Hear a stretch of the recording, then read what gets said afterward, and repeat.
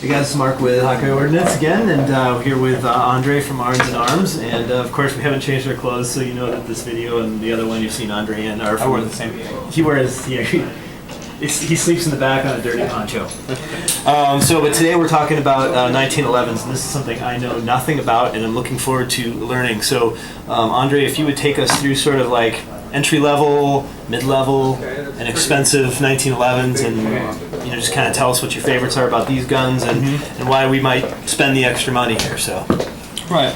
So, the beauty and the downside of a 1911 is that they are a very well-built machine. Right. However, it's also the downside. Any kid on his first job, 16, can put together a Glock. Good 1911 needs to be put together by at least a trained. It's skilled labor, right. not Yep. So on the downside with that, is you have to spend a little bit of money to get a good one. Okay. On the other hand, is you're getting a fantastic gun right after that. Yeah. So my price point to start is about $800 to $8.50. Okay. My two favorite guns in that price point. Yep. Springfield, range officer or loaded. This has to be a range officer. Okay. Or a Kimber Custom 2. The fun thing about these is you just feel damn cool, right? I mean, They are... Shooting steel is addictive. I mean, my competition guns are polymer, but shooting my 1911 is... this is the Kimber? Yep. This is an entry-level Kimber. It is. It's very much stiffer than Right. the other. Yep. Now, what you really look for off the bat, at any level, first thing, with hammer back, I look for slide to frame fit, which is just master grip, let it rock back and forth. Okay. Right? There shouldn't be a whole lot of movement there this way. Okay. Yep. Also, take the mag out, and you can kind of listen to how the gun unlocks and locks up. You can hear it. You can actually hear those lugs locking and unlocking. Yeah. It should be a nice positive click. At the same time, if you kind of go slow to slide down, it shouldn't stick. Right. It shouldn't be about right here and get the gun to stick up. Interesting. All right. And the third thing is that because it's single action trigger, don't accept anything bad.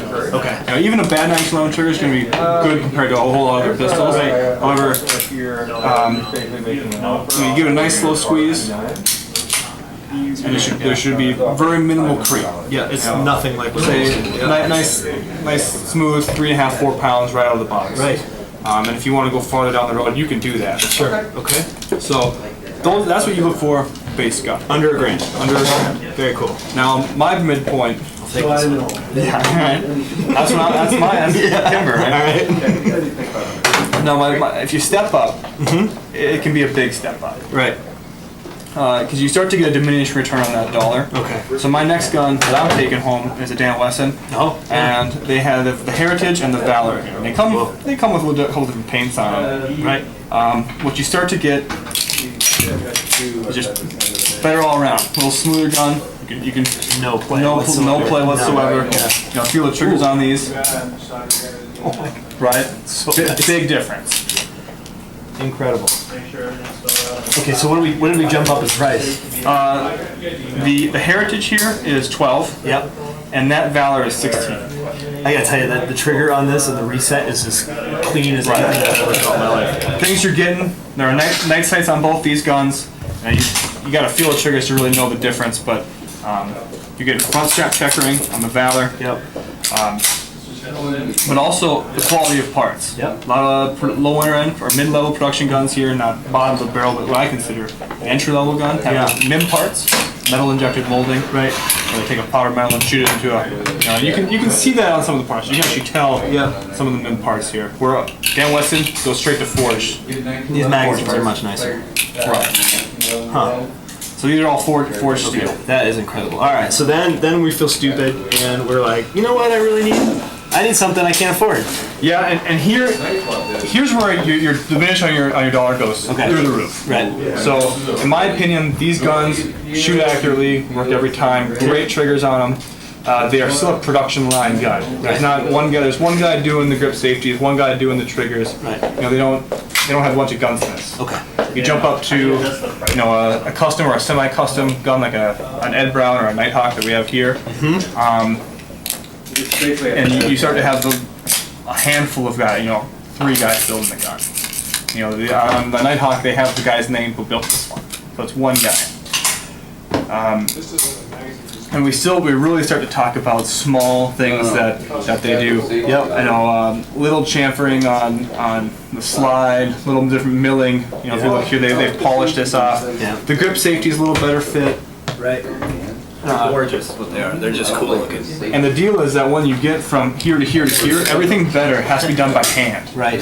You have to have a guy go in there with a file or and polish it up, finish it off by hand, and that costs money. Yeah. I don't perceive at this level of my shooting the trigger in this to be any better than this. Well, that's one reason I call it banana lessons. Yeah. Because I think they do a killing job on the trigger. Yeah.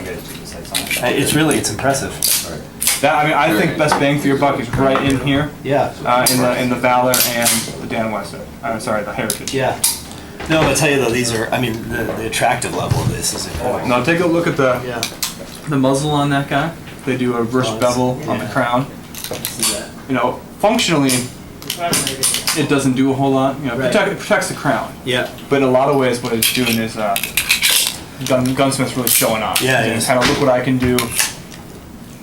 That one's pretty smooth. HK slide. It's done, sitting on the workbench. Right. Yeah. Cool. And also the thing that when you get to this level of gun, Yep. I always say it's the quality doesn't really change. Yep. The different makers start to have their own style, just like you can say Cadillac, Mercedes-Benz, Right. BMW. Sure. All good. All good, but they're different styles. So an Ed Brown looks the way an Ed Brown looks. A Nighthawk looks the way a Nighthawk looks. Mhm. So you go through those catalogs and you say, hey, that's my style. That's pretty cool. Back down here on these two guns, Yep. again, the reason why we pull these out of the box, they're best value, and they're also a great platform to enhance it. If you shoot it the way it is for a while, get a good gunsmith to do a trigger job on it. Yeah, there's just everything just a little more creaky. There's just a Yep. little more play. Yep. Than this level up, you really notice a big difference. For a few $100, Yeah. value isn't always about the cheapest price. I would say too, these mags are pretty good, but if you get a gun in this price range, throw the mag away, get a 47D. Wilson Combat. Yeah, That's really the that makes standard. sense. Yeah, I get it. Well, that's great. Well, thank you so much. I think I'll just keep this one, and then this one we'll stick in here, and we'll take these two like this. Thank you so much once again, Andre. I know you guys are working and busy, and I really appreciate you taking the time to go through these guns with us. They're beautiful, and we look forward to seeing you all soon. God bless.